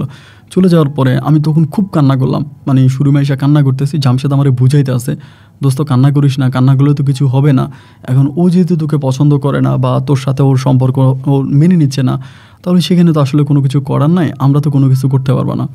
এরকম করে কয়েকদিন কাটার পরে একদিন জামশেদ আমার নিজেই বলতেছে যে দোস্ত তুই একটা কাজ কর, আমার মামাতো ভাইয়ের কাছে আমার বোনটা বিয়ে হলে না আমি যতটা খুশি হব তার চেয়েও বেশি খুশি হব যদি আমার বোনটা তোর কাছে বিয়ে হয়, কারণ তুই আমার বন্ধু মানুষ, তুই আমার বোনকে অনেক আগলায় রাখবে, অনেক যত্নে রাখবে, আমি চাই আমার বোনটা তোর কাছেই বিয়ে হোক। আমি একটা কবিরাজের সন্ধান পাইছি ঢাকাতে, তুই ওই কবিরাজের কাছ থেকে তাবিজ নিয়ে আমার বোনের তাবিজ কর। এই কথা জামশেদ খুদ নিজেই আমাকে বলতেছে। আমি তখন বললাম তোর খারাপ লাগে না যে আমি তোর বোনের নামে তাবিজ করবো, তুই এটাতে আমাকে সম্মতি দিচ্ছিস? আমাকে বলে না আমার খারাপ লাগতেছে না, আমার বোনরে তুই যদি বিয়ে করিস তাহলে আমি তো খুশিই হব, কারণ তুই আমার খুব ঘনিষ্ঠ বন্ধু, আমিও চাই এটা এইভাবেই হোক, আমি চাই না আমার মামাতো বোনের কাছে আমার বোনের বিয়ে হোক। পরে আমি বললাম বাহ তাহলে তো ভালোই, তো ঠিক আছে আমরা কবিরাজের কাছে যাই। পরে ওই কবিরাজের কাছে গেলাম, কবিরাজের কাছে যাওয়ার পরে তিনি কিছু মানে ডিমান্ড চাইলো, এটা ওইটা দিতে হবে। তো আমি তখন উনি যা যা চাইলো আমি সব কিছু ওনাকে দিলাম। দেওয়ার পরে উনি আমাদেরকে তাবিজ, পানি পড়া থেকে শুরু করে আপনার একটা গাছের শিকড়, মানে ছোট্ট একটা গাছের শিকড়, শুকনো একটা শিকড়, এটাও দিল, এবং দিয়ে এটা কীভাবে করতে হবে সব কিছু জামশেদের কাছ থেকে, জামশেদ ওনার কাছ থেকে জেনে নিল। জেনে নেওয়ার পরে আমি তখন জামশেদকে বললাম যে দোস্ত রে, তাহলে আমি তো ওই তোর বোনের কাছে যেতে পারি না বা তোর বোনের সাথে কথা বলতে পারি না, সে তো আমাকে ইগনোর করে বা আমার সাথে সে কোনো সম্পর্ক করবে না, এটা সে বলেই দিয়েছে। তো এখন এই যে জিনিসগুলো পানি পড়া, তাবিজ পড়া থেকে শুরু করে যা যা কাজ আছে এই সব কিছুই তোরই করা লাগবে, আমি কিন্তু কোনো কিছু করতে পারবো না। আমাকে বললো ঠিক আছে কোনো সমস্যা নাই, এই সব কিছু আমিই করবো, তুই এটা নিয়ে ভাবিস না। পরে জামশেদ তখন এই মানে পানি পড়া, তাবিজ পড়া থেকে শুরু করে যা যা আছে সব কিছু ওর বোনের মানে ওর বোনকে প্রয়োগ করতে শুরু করছে, এবং আলহামদুলিল্লাহ প্রায় 1.5 মাসের মাথায় ও তখন মোটামুটি আমার প্রতি অনেকটা দুর্বল হয়ে গেছে। আগে যেরকম অনেকটা হার্ড ছিল, আমার সামনে আসতো না, আমার সাথে কথা বলতো না, আমাকে ইগনোর করতো, বা এই জিনিসগুলো আস্তে আস্তে প্রায় অনেকটাই কেটে গেছে, আমার সাথে সফট হয়ে কথা বলে, আমার সামনে আসে, অনেকটা ভালো হয়ে গেছে, অনেকটাই ভালো হয়ে গেছে। এরকম করতে করতে আমার কাছে মনে হয় প্রায় 6 মাসের মাথায় জান্নাতের সাথে তখন আমার একটা প্রেমের সম্পর্ক শুরু হয়ে গেছে। এবং মিষ্টি প্রেমের ওই সম্পর্কে আমি না যতটা খুশি হয়েছি, আমার বন্ধু জামশেদ তার চেয়েও আরও বেশি খুশি হয়েছে। ও চাচ্ছিল যে ওর বোনের সাথে আমার বিয়েটা হোক। এরকম করে আমাদের সম্পর্কটা প্রায় অনেকটাই গভীর হয়ে গেল। হয়ে যাওয়ার পরে আমি তখন চিন্তা করতেছি, এরই মাঝে ওর মামাতো ভাইয়ের আবার MBBS শেষ হয়ে যাচ্ছে, ওরা পারিবারিকভাবে বিয়ে টিয়ে করে ফেলবে, এমন একটা অবস্থার মধ্যে আছি। পরে আমি জামশেদকে বললাম যে জামশেদ কী করা যায়। আর এখানে তখন আরেকটা বিষয় বলে রাখে, আমার মা কিন্তু আমার জন্য মোটা অঙ্কের কিছু টাকা পাঠাইছে। আমি তখন ঢাকাতে কিন্তু আমার নামে একটা জায়গা কিনেছি, অনেক বড় একটা জায়গা কিনেছি, এবং মা বলেছে ওখানে বাড়ি বানাবে। মা এবার ছুটিতে যদি আসে ইতালি থেকে, ওইখানে মা বাড়ি বানাবে। তো ওইটাও দেখেও কিন্তু মোটামুটি জান্নাত অনেকটা খুশি, বা জান্নাতের ভাই যে আছে সেও মোটামুটি অনেকটাই খুশি। একটা পর্যায়ে প্রায় ওদের মানে ওই ছেলের MBBS শেষ হয়ে যাওয়ার পথে ওই ছেলে বিয়ে করে ফেলবে জান্নাতকে। মোটামুটি পারিবারিকভাবে কথাবার্তা সব কিছু এরকমভাবেই চলতেছে। আমি তখন জামশেদরে বললাম যে বন্ধু, এখন আমি কি করব, কারণ এ তো বিয়ে ঠিক হয়ে আছে, কথাবার্তা সব কিছু ফাইনাল, এখন তো মনে হয় আমার জান্নাতরা ওরা নিয়ে চলে যাবে বা জান্নাতকে বিয়ে করে ফেলবে, আমি তো এটা মানতে পারবো না। পরে আমার বন্ধু জামশেদ আমারে বললো, তুই একটা কাজ কর, তুই জান্নাতরে নিয়ে পালায় যা। আমি তখন বললাম যে পালিয়ে যাব? আমাকে বলো হ্যাঁ এটাই কর, পালিয়ে যা, এবং বাকি সব কিছু আমি সামলাই নিব। এরপরে জামশেদ আমাকে যেভাবে বললো একইভাবে আমি তখন একদিন আপনার সকালবেলায় এইভাবেই ঠিক একইভাবে জান্নাতকে নিয়ে পালিয়ে যাই। তা আমার যে ব্যবসা বাণিজ্য ছিল, যাই কিছু ছিল, আমি সবই মানে জামশেদের কাছে দিয়ে যাই, যে জামশেদ তুই সব কিছু দেখাশোনা করে রাখবি। মানে আমার যেই শেয়ারটা ছিল আমি এটা পুরো তখন জামশেদকে দিয়ে দিই। জামশেদ কিন্তু ওর কিন্তু কোনো বিজনেস নাই, এখানে কিন্তু ওর কোনো ক্রেডিট নাই, ব্যবসা আমি করতেছি এবং জাস্ট আমি ওকে আমার সাথে রেখেছি এবং ওকে টাকা পয়সা দিতেছি, ও আমার সব কিছু লাইক ম্যানেজারের মতো করে সব কিছু দেখাশোনা করতেছে। এবার আমি ওকে নিয়ে পালায়ে গেলাম, জান্নাতকে নিয়ে পালায়ে গেলাম। পালায়ে যাওয়ার প্রায় 15 দিন পরে আমরা তখন বিয়ে করি। মানে আমি জামশেদের মাধ্যমেই একজনের বাসায় গিয়ে উঠি এবং সেখানে যাওয়ার পরে 15 দিন পরে আমি ওকে বিয়ে করি এবং ওই বিয়েতে জামশেদ সে উপস্থিত থাকে। আর এরই মাঝে জামশেদের বাবা মা, জামশেদের মামা মামি থেকে শুরু করে জামশেদের ওই মামাতো ভাই সবাই পাগল হইয়া জান্নাতকে খুঁজতেছে যে জান্নাত কোথায় চলে গেল, কোন জায়গায় চলে গেল। মানে ওরে খোঁজাখুঁজি নিয়ে সবাই মানে মানে খুবই ঝামেলার মধ্যে আছে, সবাই ওরে খুঁজতেছে, কিন্তু আমি ওকে নিয়ে ওখানে লুকিয়ে রাখছি। যাকে একটা পর্যায়ে আমাদের বিয়ের সাথে কমপ্লিট হওয়ার পরে আমি তখন ফোনে আমার আম্মুকে বিষয়গুলো জানালাম যে আম্মু এই ঘটনা। আমার আম্মু বলে কাজটা ভালো করিস নাই, এটা ঠিক হয় নাই, তুই কাজটা কেন করলি। তা আমি বললাম যে আম্মু ওর পছন্দ করে ভালোবাসি এবং ওর বিয়ে হয়ে যাবে অন্য জায়গায়, তো যার জন্য আমি বাধ্য হয়ে এই কাজটা করছি। আমার আম্মু বলে আচ্ছা ঠিক আছে আমি আসবো। পরে প্রায় 15-20 দিন পরে আমার আম্মু তখন আসে বাংলাদেশে। আমি তখন পর্যন্ত কিন্তু আমার বন্ধু জামশেদ আমাকে যে বাসা দেখাই দিছে, আমি সেই একই বাসায় জান্নাতকে নিয়ে আছি। পরে আমার আম্মু দেশে আসলো, দেশে আসার পরে ওই জান্নাতের পরিবারের কাছে গেল। জান্নাতের পরিবারের কাছে গিয়ে আমার আম্মু তো মাশাআল্লাহ দেখতে শুনতে অনেকটাই ভালো ছিল এবং ইতালি থাকা অবস্থায় আমার আম্মু আরও বেশি আপনার কিউট হয়ে গেল। তো সেখানে গিয়ে জান্নাতের আব্বা আম্মার সাথে আমার আম্মু বসে খুব খোলাখুলিভাবে কথা বললো এবং কথাবার্তার একটা পর্যায়ে তারা তখন আমার আম্মুর ওই প্রস্তাবে রাজি হলো, বললো যে ঠিক আছে আপনি যেটা বলেন সেটাই হবে। আমার আম্মা তাদেরকে একটাই বিষয় বুঝালো, যেহেতু ছেলে মেয়েকে ভালোবাসে এবং মেয়ে ছেলেকে ভালোবাসে, তারা উভয়ে পালায়ে গেছে। এখানে তো আসলে আমাদের তো তেমন কিছু করার নাই এবং আমরা তো তেমন কিছু করতে পারবো না। তো এইভাবে যাই হোক, পরে আমার ওই লোকেরা একটা শর্ত দিল, মানে জান্নাতের আব্বা আম্মা একটা শর্ত দিল যে ঠিক আছে, কিন্তু আমাদের তো এলাকায় একটা মান সম্মান আছে, তো ওই এলাকার মান সম্মানের কথা চিন্তা করে আমাদের একটা অনুষ্ঠান করতে হবে। মানে রংপুর থেকে আমরা একটা অনুষ্ঠান করবো এবং অনুষ্ঠান করে আপনার ছেলের হাতে আমরা আমাদের মেয়েকে মানে তুলে দিব। তো এই কথা বলার পর আম্মা যখন দেশে আসলো তখন আমি জান্নাতকে আবার পাঠিয়ে দিলাম। জান্নাত এবং জামশেদ তারা দুজনেই রংপুরে চলে গেল। আমি তখন গিয়ে আমার মামির বাসায় উঠছি। মানে এই প্রথম আমার মা আমাকে আমার মামা মামির কাছে নিয়ে যায়। তো মামা মামি দুজনেই কেউ আমার সাথে কথা বলে না, তারা দুজনেই হচ্ছে আমার সাথে মানে মুখ কালো কালো করে আছে, আমার সাথে খুব বেশি একটা কথা বলে না। দুজনের মনেই তাদের অনেক কষ্ট যে আমি তাদেরকে ছেড়ে এইভাবে চলে গেলাম বা এভাবে তাদের সাথে সম্পর্ক ব্রেকআপ করে ফেললাম। তারা দুজনেই মোটামুটি মনে অনেক কষ্ট পাইছে। যাওয়ার পরে আমার মা তখন এই পুরো বিষয়টা, মানে আমি তো আমার মামাকে বা মামিকে এই বিষয়টা সব কিছু জানাই নাই, আমার মা তখন এই বিষয়টা সব কিছু আমার মামাকে এবং মামনিকে জানাইলো যে আমাদের সাইফুল তো এরকম একটা ঘটনা ঘটাইছে, মেয়ের বাড়ি রংপুরে এবং মেয়ের ফ্যামিলি ব্যাকগ্রাউন্ডও ভালো, তাদের টাকা পয়সা আছে, তা এখন ওই ফ্যামিলিতে আমরা সাইফুলকে বিয়ে করাবো, তোমরা কি বলো। আমার মামা একমতে বললো যে ঠিক আছে সমস্যা নাই, করান, আমার তো কিছু করার নেই, আপনি আপনার ছেলেকে বিয়ে করাবেন, আপনার ভাই হিসেবে যতটুকু সাহায্য সহযোগিতা বা যা করা দরকার আমি সব কিছু করবো, আপনি এটা নিয়ে চিন্তা করেন না। মামিকে যখন বললো, মামিও তখন একইভাবে বললো যে ঠিক আছে আপনার ছেলেকে আপনি বিয়ে করাবেন, এটা তো সুখের সংবাদ, তাই ঠিক আছে। মা মামি দুজনেই তখন রাজি হলো। রাজি হওয়ার আমার বিয়ের তারিখ ঠিক হয়ে গেছে। তারিখ ঠিক হবার প্রায় আপনার 3 দিন আগে হঠাৎ করে আমি দেখলাম যে আমার বিয়েটা ঠিক হওয়ার পরে আমার মামি যেন একটু কেমন হয়ে গেছে। মানে ঠিকমতো খাওয়া দাওয়া করে না, ঘুমায় না এবং তার সন্তানদের সাথে খুব রাগারাগি করে, অনেক ঝগড়া করে। তো আমি বুঝতে পারলাম যেহেতু মামির সাথে আমার একটা অনৈতিক সম্পর্ক ছিল, তো সেখানে আমি বিয়ে করে ফেলতেছি, এটা শুনে হয়তো তার মন খারাপ লাগতেছে বা কষ্ট হইতেছে, এই জন্য মনে হয় সে এরকমটা করে। তো আমি এর বিষয়টা ওভাবে অতটা সিরিয়াসলি নিয়ে নেই। সিরিয়াসলি না নেওয়ার পরে দেখা গেল 3 দিন পরেই এই আমার ওই মানে বিয়ের ঠিক 3 দিন আগে হঠাৎ করে একদিন মামি এসে আমাকে বলতেছে যে, জামশেদ, আমি তোমাকে একটা কথা সাইফুল, আমি তোমাকে একটা কথা বলি, তুমি আমার কথাটা মনোযোগ দিয়ে শোনো, তুমি ওই মেয়েরে বিয়ে করো না, জান্নাতকে বিয়ে করো না। আমি তখন কিন্তু জান্নাতের সাথে অলওয়েজে ফোনে কথা বলতেছি, আর আমরা তো বিয়ে করেই ফেলছি। পরে আমি বললাম যে, মামি আপনি এটা কী বলেন, আমি তো জান্নাতকে বিয়ে করে ফেলছি এবং ওর সাথে আমার অলরেডি সব কিছুই ঠিক হয়ে আছে, আপনি এখন এগুলো কী বলতেছেন, এখন জাস্ট একটা অনুষ্ঠান মাত্র হবে, বিয়ে তো আমাদের হয়ে গেছে। মামি আমাকে বলে, দেখো আমি যেটা করতে বলছি তুমি সেটাই করো, তুমি যদি আমার কথার বাইরে যাও তাহলে কিন্তু সমস্যা হবে। আমি তখন বললাম, আপনি এটা কী বলেন, সমস্যা হওয়ার কী আছে, কিসের সমস্যা হবে? উনি আমাকে বলে, আমি যেটা করতে বলছি তুমি সেটাই করো, তুমি মেয়েটাকে ছেড়ে দাও। আমি তখন মামির উপরে খুব রাগ করে বললাম, আপনি কেন? স্বয়ং আল্লাহ ছাড়া জান্নাতের কাছ থেকে আমাকে পৃথিবীর কেউ সরাইতে পারবে না। আমি জান্নাতকে আমার জীবনের চাইতে বেশি ভালোবাসি এবং বেঁচে থাকার জন্য আমার জান্নাতকে লাগবে। আপনি উল্টাপাল্টা কোনো কথা বললেন না এবং আপনার ওই উল্টাপাল্টা কোনো কথা আমি শুনবো না। এই বলে আমি তখন মামির সাথে মোটামুটি একটা মানে রাগারাগির একটা পর্যায়ে চলে গেলাম। মামিও আমার উপরে খুব রাগ করলো, মানে খুব অভিমান করলো। অভিমান করে উনি ওনার মতো চলে গেল, আমি তখন আমার মতো করে চলে আসলাম। এখন আসার পরে আমার মা তখন আমাকে বলতেছে, কী রে, তোর বিয়েটা নিয়ে তোর মামি এরকম রাগারাগি করে কেন? আমি বললাম, মা আমরা এখানে থাকবো না, চলো আমরা এখান থেকে চলে যাবো। মা আমাকে বলে, চলে যাবি কেন? আমি বললাম, আমি থাকবো না, আমি এখান থেকে চলে যাবো, তুমি চলো। এরপর আমি তখন আমার মাকে নিয়ে আমার মামার বাড়ি থেকে তখন আমি যে রাগ করে চলে গেছি আমার বন্ধুর মানে জান্নাতদের বাড়ির এক আত্মীয়র বাসায়, মানে ওই বরিশাল আপনার এই রংপুর শহরেই। ওইখানে গিয়ে উঠছে, আমার আম্মা বলে, এই কাজটাকে ঠিক হলো? আমি বললাম, আমি সব কিছু ঠিক হলো। পরে বিয়ের দিন তারিখ তো আগেই ঠিক হয়ে আছে। পরে আমরা একটা কমিউনিটি সেন্টার ভাড়া করি, এই কমিউনিটি সেন্টারে সব কিছু ঠিকঠাক থাকে এবং যেদিন আমার বিয়ে হবে এর আগের দিন রাতে গায়ে হলুদের অনুষ্ঠানে আমার মামি আমাকে বারবার ফোন দিতে আসে যে, সাইফুল, আমি তোমাকে সতর্ক করতেছি, তুমি ওই মেয়েটাকে বিয়ে করো না, ওই মেয়েটা ভালো হবে না, মেয়ের স্বভাব চরিত্র ভালো না, আমি খবর পাইছি, তুমি ওই মেয়েটাকে বিয়ে করো না। আমি বললাম, আমি বিয়ে করব, আপনি যাই বলেন আমি বিয়ে করবো, আমি ওই মেয়েকে ছাড়বো না। এর পরের দিন আমি যখন বর্ষ সাজলাম, বর্ষে যে মানে আমাদের একটা অনুষ্ঠানের মতো হবে, ওই অনুষ্ঠানে আমি যখন গেলাম, হঠাৎ করে সেই অনুষ্ঠানে আমার মামি পুলিশ নিয়ে হাজির।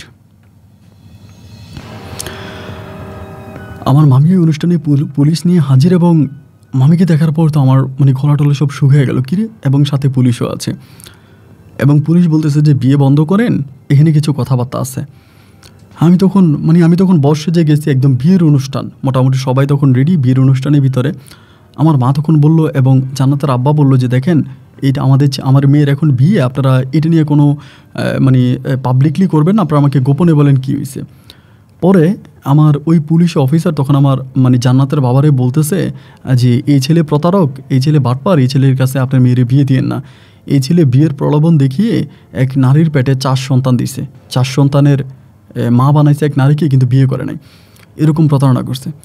তা আমার ওই শ্বশুর তখন বলতেছে যে, এটা কী ধরনের আপনি কথা বলেন? বলে, হ্যাঁ, মামলা আছে এবং মামলার ডকুমেন্ট নিয়ে আমরা আসামি ধরতে আসছি। তো আমার মা তখন বলল যে, মামলাটা কবে হলো? বলে, মামলা বেশ কয়েক মাস আগেই হয়েছে, কিন্তু আমরা এখন ওয়ারেন্ট নিয়ে আসামি ধরতে আসছি। মানে আমি বুঝে গেছি যে এখানে টাকা পয়সা দিয়ে অনেক কিছু করানো হয়েছে। পরে মুহূর্তের মধ্যে বিয়েটা এখানেই ধরেন, আমাদের কিন্তু অত বড় করে আমরা অনুষ্ঠানটা করি নাই, ছোটোখাটো করে পারিবারিকভাবেই অনুষ্ঠানটা করা। ভিড়ে তখন সেখানে ভেঙে গেল। ভেঙে যাওয়ার পর আমার আম্মা তখন উকিল ধরলো, আমার আম্মার পরিচিত উকিল ছিল, উকিলকে দিয়ে ফোন করালো। উকিল সাহেব বললো যে, ঠিক আছে, আপনারা নিয়ে যান, আমি আজকে রাতের মধ্যে জামিন করাবো। আমি তখন ধরেন আপনার পায়জামা পাঞ্জাবি পরে আছি, একদম মানে ধুলো সাজে, পাগড়ি পরা, ওই অবস্থার ভিতরে পুলিশ তখন আমাকে ধরে নিয়ে গেল।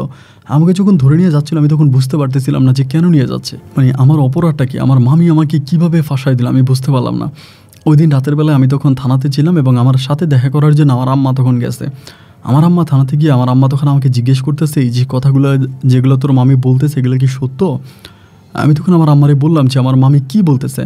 আমার মা তখন বলে, আমার মামি নাকি বলতেছে যে, আমার মামির সাথে আমার অবৈধ সম্পর্ক ছিল এবং অবৈধ সম্পর্কের সূত্রদের আমার মামি নাকি মানে কাবিন ছাড়া কোন হুজুরের মাধ্যমে আমাকে বিয়ে করে এবং বিয়ের পরে যে 4টা সন্তান হয় আমার মামির গর্ভে, ওই 4টা সন্তানের বাবা নাকি আমি, এরকমভাবে নাকি আমার আম্মার কাছে বলে।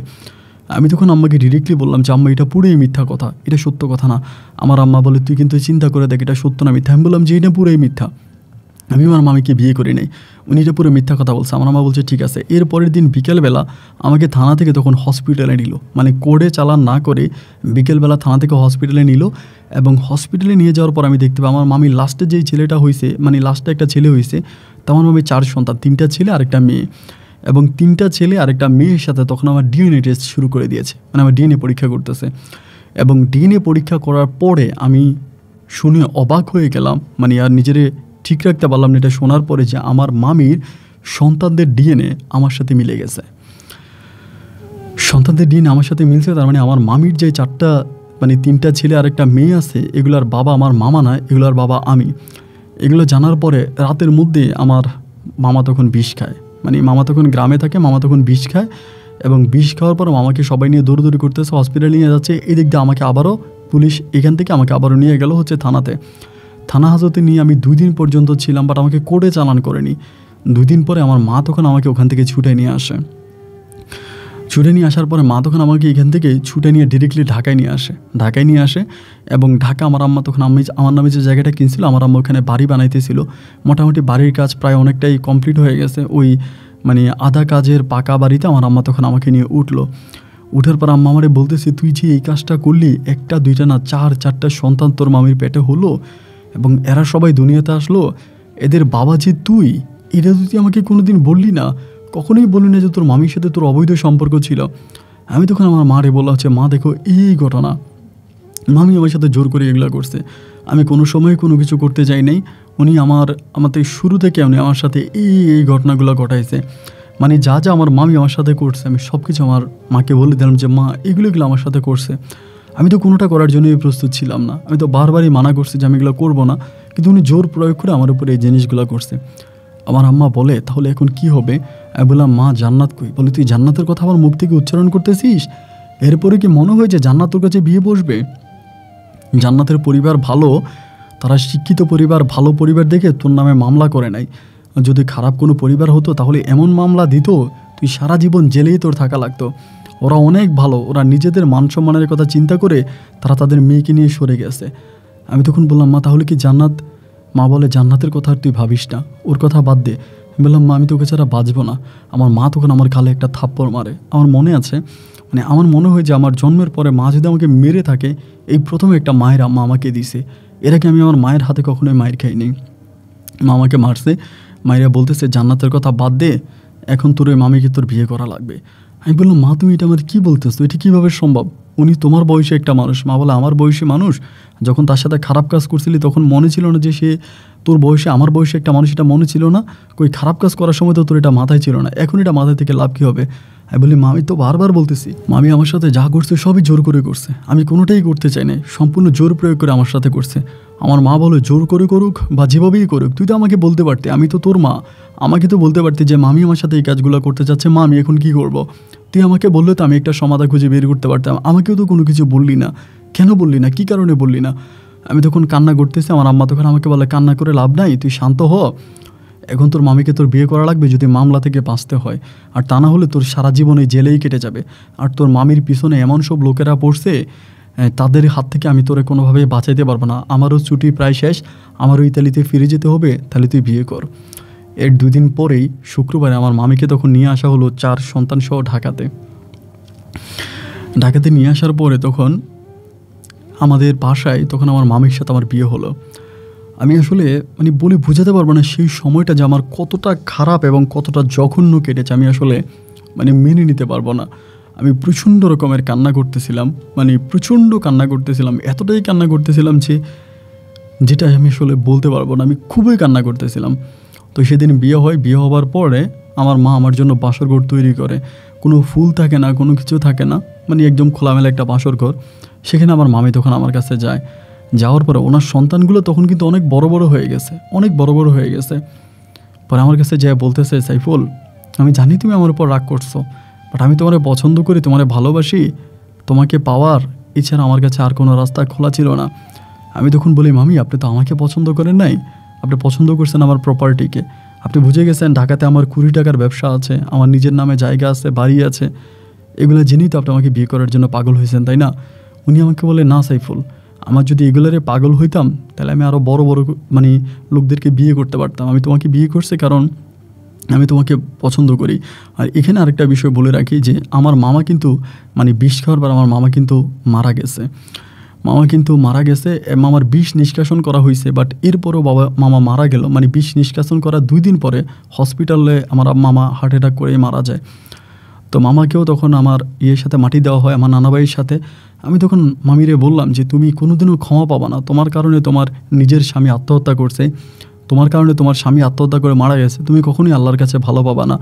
উনি আমাকে বলে আমি তোমাকে ভালোবাসি, তোমাকে পাওয়ার জন্য আমি এটা করছি। আর তোমার মামার, আমি বলি যে মামি, বলে উনি আমাকে বলে আমি বিয়ের পরে জানতে পারছি যে তোমার মামার একটা রোগ আছে এবং ওই রোগের কারণে তোমার মামার কোনো সন্তানাদি হবে না। এটা তোমার মামা আমাকে বিয়ের মানে কিছুদিন পরে আমাকে বলে দিছে।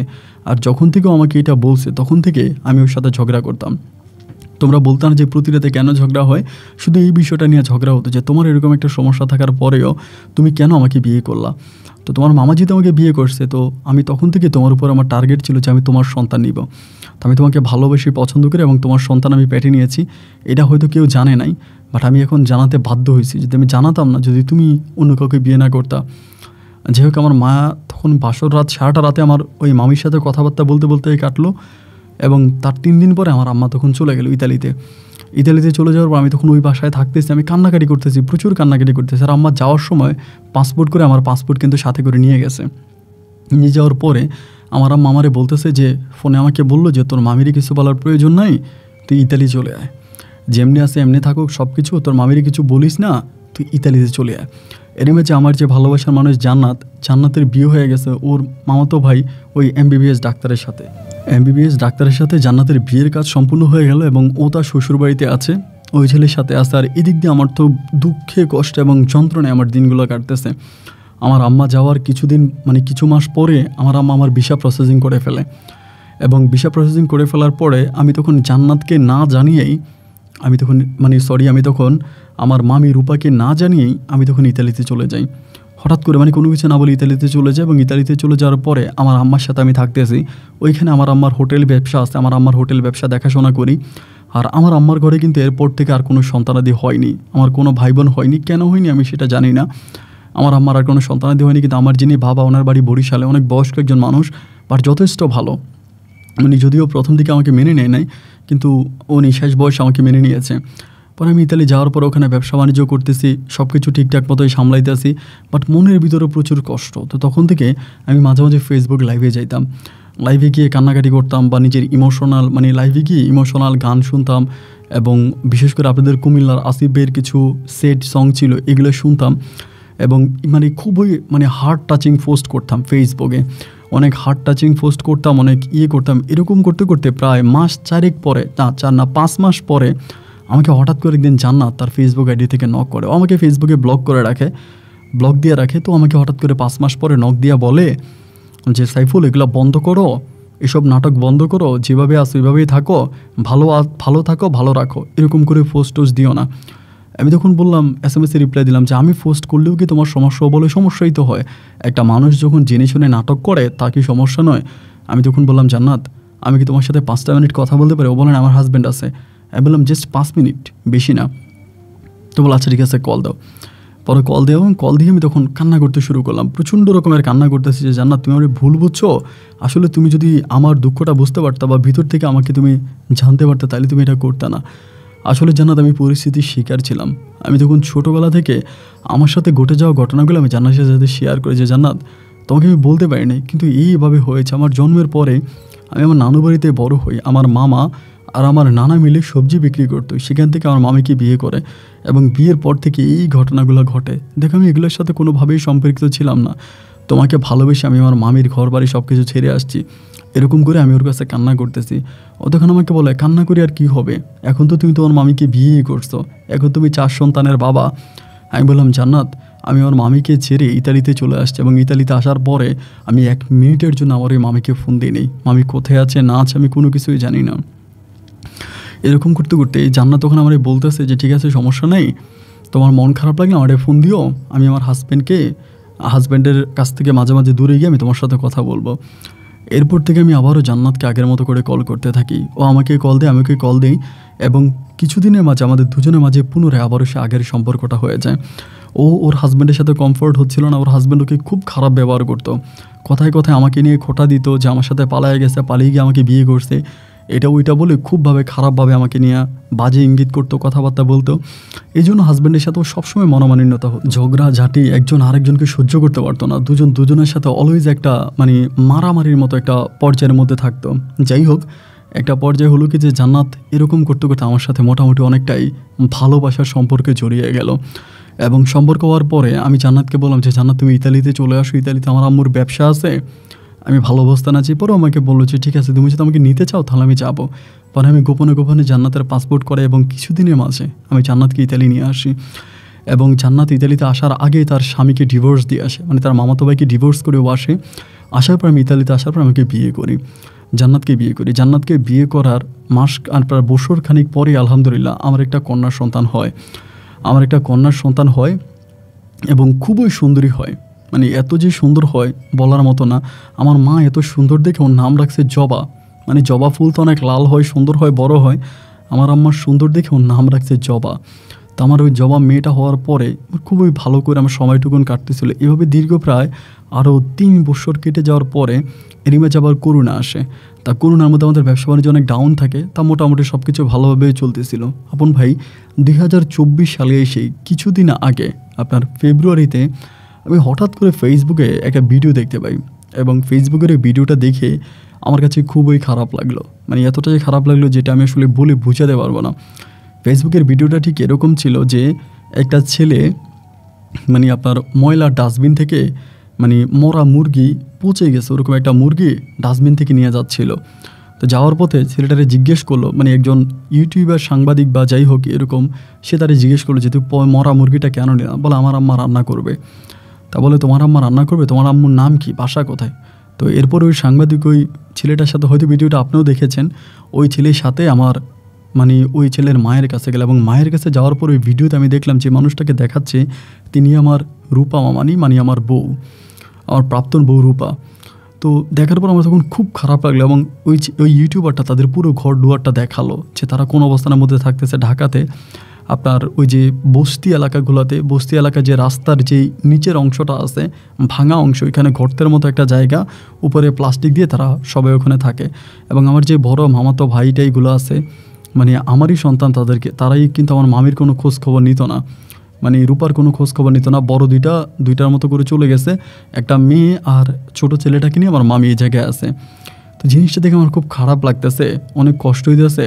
মানে আমার ইচ্ছে করতেছে যে আমি আমার মামিরে আইনা ইতালিতে একটা ভালো কাজে দিয়ে দিই, এবং এতে ওনার অন্তত যে 2টা সন্তান ওনার সাথে আছে, এই 2টা সন্তান নিয়ে উনি হয়তো ভালো থাকবে বা ওনার কোনো সমস্যা হবে না। খুব ইচ্ছে করে, কারণ আমার তো এখন মোটামুটি টাকা টুকা আছে। আর আমি এই বিষয়গুলো এর 10 ভাগের 1 ভাগও যদি আমি কোনোভাবে আমার বউ জান্নাতকে জানাই, জান্নাত আমাকে কোপ দিয়ে 2 টুকরা করে ফেলবে। আপনার আগে ঠিক এরকমটা মনে হতো না। লাস্ট কয়েকদিন ধরে আমি যখন আপনার ভিডিওগুলো শুনতেছিলাম, আপনার ভিডিওগুলো শোনার পরে একটা পর্যায়ে আমার নিজের মাঝে অনেকটা খারাপ লাগতেছে, মানে অনেকটা কষ্ট লাগতেছে। এবং এটাও আমি জানতে পারছি যে মানে গোপন সূত্রে আমার ওই রূপা, আমার ওই বউ বা মামি যাই হোক, তিনি অবৈধ সম্পর্কের সাথেও জড়িত। অবৈধ সম্পর্ক করতে একটা সময় তিনি অনেক বড় রোগ হয়ে যায়, এবং সেই রোগের চিকিৎসা করতে পারে নাই। উনিও মানসিকভাবে অনেকটা অসুস্থ এবং যে কোনো সময় মারাও যেতে পারে। তো আমার ইচ্ছা জাগতেছে আমার মামাতো ভাই বোন যে 2জন আছে এবং তারই সহ আমার মামির সহ আমি ইতালিতে আইনে একটু সেটেল করে দিই, ইচ্ছা জাগতেছে। তো এটা করলে কি ভালো হবে নাকি খারাপ হবে, না আমি ভবিষ্যতে আরও বড় বিপদে পড়তে যাচ্ছি, আসলে বুঝতে পারতেছি না। যার জন্য আপনাকে এই কথাগুলো বলা বা আমার পুরো জীবনের ঘটনাটা তুলে ধরা। আপন ভাই, আশা করবো আপনি আমার গল্পটা পড়বেন, আমার গল্প প্রচার করবেন কি করবেন এটা আপনার ব্যাপার।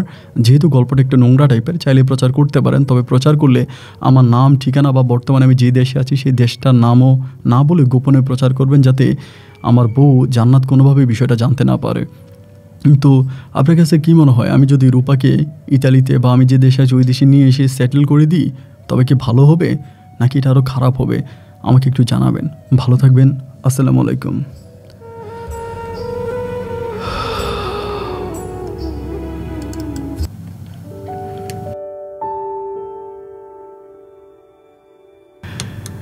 প্রিয় বন্ধুগণ, সবাইকে অনেক বেশি ধন্যবাদ এতক্ষণ পর্যন্ত রংপুরের ভাই সাইফুলের জীবনের বাস্তব গল্পটা শুরু থেকে শেষ পর্যন্ত আমার মুখে শোনার জন্য বন্ধুগণ, আমি একটা কথা বলি, মানে 10 কথার এক কথা, কথাটা যদি আপনি শোনেন বা কথাটা যদি আপনি মানেন, আপনি কথাটা বিশ্বাস করবেন যে এই পৃথিবীতে যার মন যত বেশি ভালো, এই মানুষটা তত বেশি খারাপ। এই পৃথিবীতে, আই রিপিট, এই পৃথিবীতে যার মনটা যত বেশি ভালো, এই মানুষটা বাস্তবে দুনিয়াতে ঠিক ততটাই খারাপ। আর এই পৃথিবীতে যার মনটা যত বেশি খারাপ, বাস্তবে দুনিয়াতে সেই মানুষটা ততটাই ভালো। অনেকে বলবেন যে আপন ভাই মনে হয় ডেট ওভার গাঁজা খেয়েছে। না, আমি গাঁজা খাইনি, আপনাকে বুঝিয়ে বলি। ধরেন আপনার মন যদি আপনার কথা শোনে, কাউকে আপনি ভুলে যেতে চান, আপনি যদি আপনার মনকে বলেন যে এই মন, আমি ওকে ভুলে যাব, তুই ভুলে যা, আর মন যদি আপনার কথা শুনে, মন যদি ভালো হয় আপনার কথা শুনে, তাহলে কিন্তু আপনি মানুষ হিসেবে দুনিয়াতে প্রচণ্ড রকমের খারাপ। কারণ যাকে ভালোবাসলেন, যাকে এত কষ্ট দিলেন এবং তাকে আপনি ভুলে যেতে চাইলে আপনার মন ভুলে গেল। আপনার মন আপনার কথায় চলে, আপনি খুব ভালো মানুষ, মানে আপনার মন খুব ভালো, আপনার সাপোর্টে চলে। তার মানে বাস্তবে দুনিয়াতে আপনি স্বার্থপর, খারাপ মানুষ। আর আপনি যদি আপনার মনটাকে বলেন যে এই মন, এরে ভুলে যা, আপনার মন যদি না ভুলে বারবার এর কথায় আপনাকে মনে করিয়ে দেয়, তার মানে আপনি ভালো মানুষ। মন যদি হয় ভালো, বাস্তবে দুনিয়াতে আপনি খারাপ। আর মন যদি হয় খারাপ, বাস্তবে দুনিয়াতে আপনি ভালো। কথাটা একটু চিন্তা করেন, তবে তার রেজাল্ট পেয়ে যাবেন। এবং আজকের গল্পের সাইফুল ভাই এত কিছু হয়ে যাওয়ার পরেও তার মন তার বিদ্রোহ করতেছে, যে মন তার ভিতরে থাকতেছে, তারে এইভাবে তার মামি প্রতারণা করলো, এইভাবে কষ্ট দিল, তার পুরো লাইফটাই শেষ করে দিল। এরপরে আবারও ওই মন তার ওই মামির জন্য কান্না করতেছে। নিজের ভিতর থেকে বেঈমান মন যখন অন্যের জন্য কাঁদে, তখন মন চায় যে মনটাকে ভিতর থেকে বের করে হত্যা করে ফেলি। আমার কাছে মনে হয় সাইফুল ভাই যদি রূপাকে কোনোভাবে ইতালিতে নিয়ে যাওয়া তো দূরের কথা, রূপার সাথে কোনো রকমের যোগাযোগও করে, এই মানুষটা বিপদে পড়বে। আপনার কাছে কী মনে হয় আপনি কমেন্ট বক্সে লিখবেন। সবাই ভালো থাকবেন, সুস্থ থাকবেন, এই শুভকামনা। আজকের মতো এখানে বিদায়। দেখা হবে অন্যদিন অন্য কারো বাস্তব জীবনের গল্প নিয়ে। আল্লাহ হাফেজ অ্যান্ড আসসালামু আলাইকুম।